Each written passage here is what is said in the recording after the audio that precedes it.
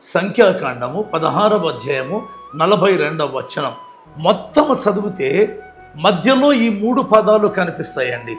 ఒక మాట కూడెను, రెండవ మాట కమ్మెను, మూడవ మాట కనపడెను. అసలు ఏంటి ఈ యొక్క వచనాన్ని యొక్క బ్యాక్గ్రౌండ్ ఏంటి గమనిస్తే, కోరహు కుమారులు మోషే అహరోనులకు వ్యతిరేకంగా తిరుగుబాటు చేస్తారు. అప్పుడు దేవుని ఉగ్రత ప్రబలి భూమి నెరవిడిచి కోరహు సంబంధికులు భూమి మృంగివేయడం జరుగుతుంది.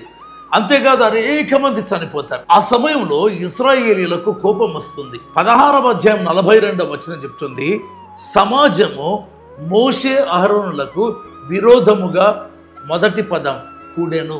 ఒక్కసారి ఆలోచన చేయండి, లక్షల మంది మోషే అహరోనులకు విరోధముగా కూడినట్లయితే అసలు మోషే అహరోనులకు దిక్కెక్కడ? వారిని ఆదుకునేవారెవరు? ఈ లక్షలాది మంది రాళ్ల వర్షం కురిపించకుండా అడ్డుకునేవారెవరు? నివారించగలిగిన వారెవరు?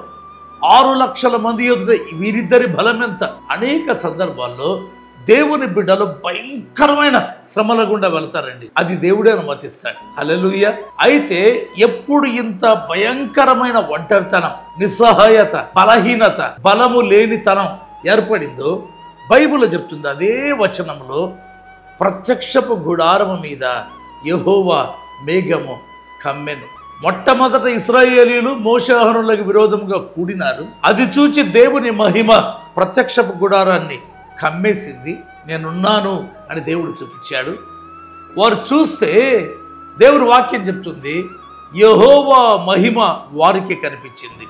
హల్లెలూయా. వీరేమో వ్యతిరేకంగా కూడుకుంటారు, దేవుడు తన మహిమ చూపిస్తాడు. ఆమె విశ్వాసుల జీవితంలో ఎంత పరీక్షలుంటే అంత మహిమ.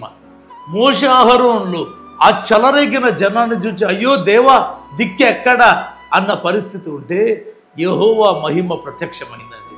మరొక చోట వ్రాయబడింది, ఇశ్రాయేలీయులకు యెహోవా మహిమ కనిపించింది. నీ శ్రమ, నీ సమస్య, నీ బలహీనత, నీ చేతకానితనం దేవుని మహిమ కనిపించేదానికి దేవుడి నీతో మాట్లాడుగాక. ఆమేన్.